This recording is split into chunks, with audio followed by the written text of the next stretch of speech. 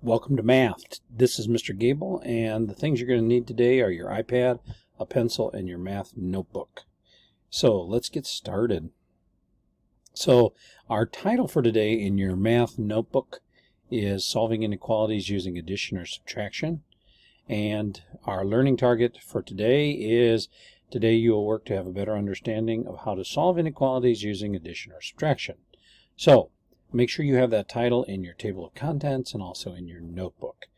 And let's jump right in. So just a review from yesterday. Go ahead and let's talk about inequalities. Inequalities is, I think it's kind of a fancy word or a big word, and it really just means greater than and equal to, less than and equal to, or just less than. So inequalities are a way to compare numbers. All right. So here's our first thing. How would we write an inequality statement if we were talking about this real life situation? An elevator can carry at most 15 people. So to write that inequality, what would it look like? So it says explain that to a friend, but you can go do that to a parent or a brother, sister. Dogs are always good. They'll listen to you. But really just write that in your notebook. So if I were writing that, my statement would really be that it would have to include 15, but it couldn't go over 15. So it would have to be greater than, it'd have to be less than or equal to 15. All right. So another warm-up. Let's just do 3 of these, and let's do the odd problems. So 1, 3, and 5. Let's go ahead and do those 3 problems, and I'll have answers for you in a second, and we'll talk through those. Okay, so if you did all 6, here are the answers to all of them.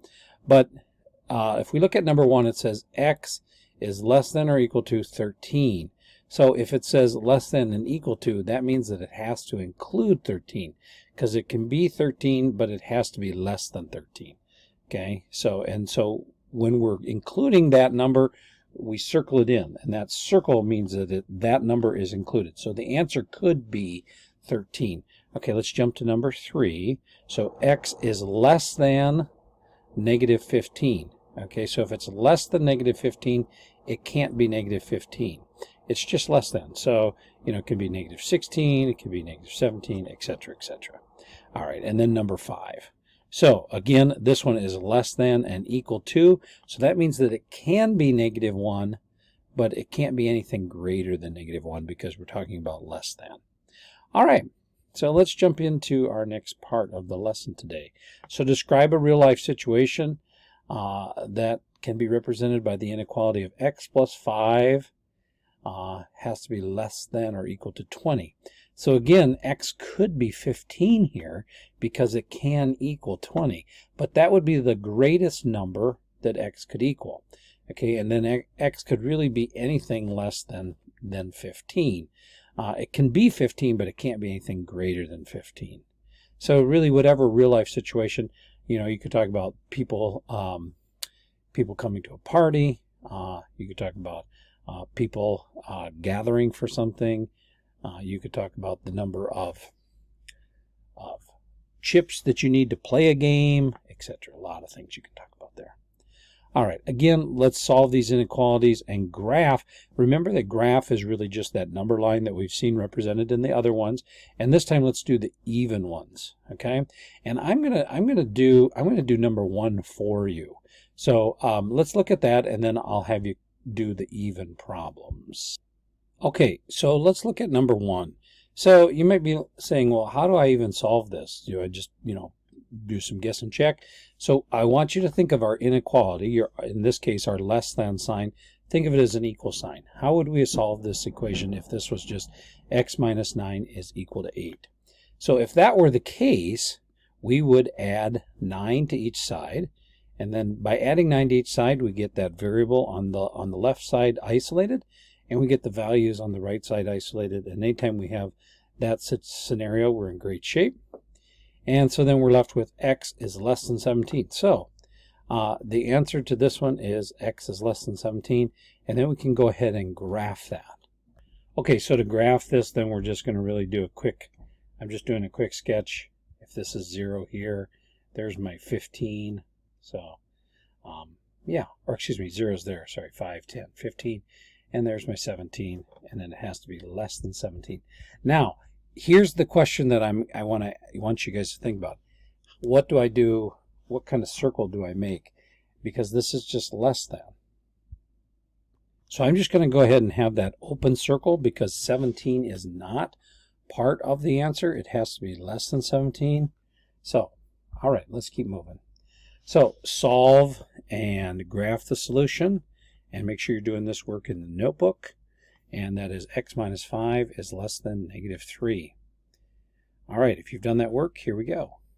So again, think of that inequality as just an equal sign. So we've got the inequality written there, and we're going to add 5 to each side. In doing that, we're left with x is less than 2. So if x is less than 2, then this is going to be that. Note that the circle there again is not selecting or filling into, so 2 is not part of the inequality. It has to be less than 2. And then we can go ahead and check our work by putting 2 in there, that x is less than 2, because then we will have so in checking our work, really what they did was just said, okay, if it's less than 2, let's just try 0. And when we put 0 in there, we get negative 5 is less than negative 3. But if we put a value greater than 2 in there, so x equaling 5 now, that gives me that 0 is less than negative 3, which that's not true. So it has to be less than 2 for this to check out. All right, let's keep rolling.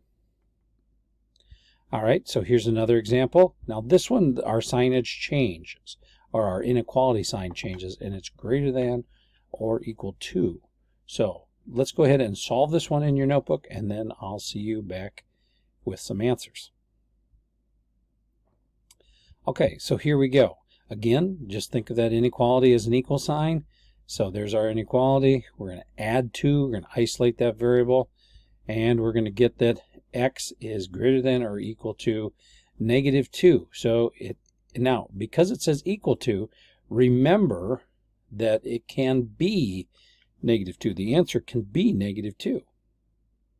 Because if I put in negative 2 in there, that would give me negative 4 is greater than or equal to negative 4. And then if I put 0 in, well, 0 is greater than or equal to negative 2, so that checks out. So yeah, and so it has to be negative 2 or greater. Okay, let's keep rolling. All right, so solve the inequalities, graph these solutions. I want you to pause this video. I want you to do that. I want you to work really hard on number 3. Remember, just treat that inequality as an equal sign. So here are some answers, okay, that y is greater than negative 1, and so there's our graph. And then b is less than or equal to 5.5, okay, and there we just added that 3.8 to each side. And then here we had to go ahead and add 1/4 to each side. And so we're left with z being less than negative 1/4, or z being less, yeah. So there's your graphs for both of those and your answers. I think this has probably got to be pretty self-explanatory. At this point, you certainly can jump out of the video, but I'm going to show a couple more examples. All right, so here's another example. Graph that solution. All right, in doing this work, going to add 14 to each, or subtract 14 from each side, and we're left with negative 1 is less than or equal to x, and then the solution is x is greater than or equal to negative 1, and there's what our graph looks like. All right, here's another one.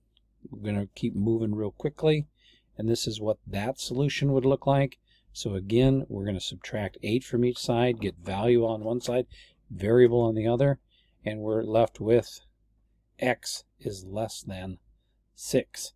And there's our graph. And note that this is just less than, so we don't select that because it's not got the words equal to. All right. And going to keep moving here. We've got 4, 5, and 6 you can do on your own, and we'll check those. All right, and here's that work. And you can go ahead and pause this video and just check that work if you're still doing this work. And now, so a person can be no taller than 6.25 feet to become an astronaut pilot for NASA. NASA just builds things that are going to be too small for them, and they'll be very uncomfortable. Now, your friend is 5'9". Okay, they're 5 feet 9 inches tall. Write and solve an equation that represents how much your friend can grow and still meet the requirement. Now, this is a great problem, so I hope you stuck with me. But let's take a look at this one together. So we need to know how much they can grow. So we've got their current height, okay, and that's going to be h, plus the possible amount or the possibility that they can grow, okay, and then there is no more than the height limit. You can't go over the height limit, okay. So your inequality here then should look like that. 5.75 plus h is less than or equal to 6.25. All right, so that should be your inequality. And now you can go ahead and solve that. And in solving that, you're going to subtract that value of 5.75 from each side. And you have x is less than or equal to 0.5. Okay, so 0.5. So your friend can grow no more than 0.5 feet or 6 inches. If they grow over 6 inches, they cannot become an astronaut. Oh, that'd be so bad. All right, here's another one. It's very similar. Why don't you go ahead and work on that on your own, read that, pause that, and do all that work in your notebook. Here are the answers. Again, just to pull this from the text. Okay, so it's very, very similar. All right, and this time the person can only grow, your brother can grow no more than 2 inches in this scenario. So you can go ahead and read through that one. It's very similar. All right, so now your cousin in this case is 5 feet 3 inches tall. Write and solve an inequality that represents how much your cousin can grow and still meet the requirements of becoming an astronaut. All right, so they can grow 5.25 plus height, unknown height, less than or equal to 6.25. So they can grow 1 foot. Okay, they can grow 12 more inches. That's quite a lot of growth. All right, so here's our mini assessment. If you can do these 4 problems without any problem, you have really understood this work. Pause this video, do these 4 problems, and then I'll have answers for you in just a second. All right, so here are my answers. X is greater than 15, and so therefore it's just because it's just greater than, we do not darken in that circle there on the graph. And here we have the greater than or equal to. So in solving out for that, we then will want to darken in that circle because it's got the equal to. So if it's equal to, either greater than or less than and equal to, that circle should be darkened in, because it can be that value, but it can't be less than or equal to depending on the inequality sign. All right, number 3 here. Here's our answer, and then that one is just less than, so we leave that circle open as we graph that. And then the school cafeteria seats 250 students. 203 students are already seated.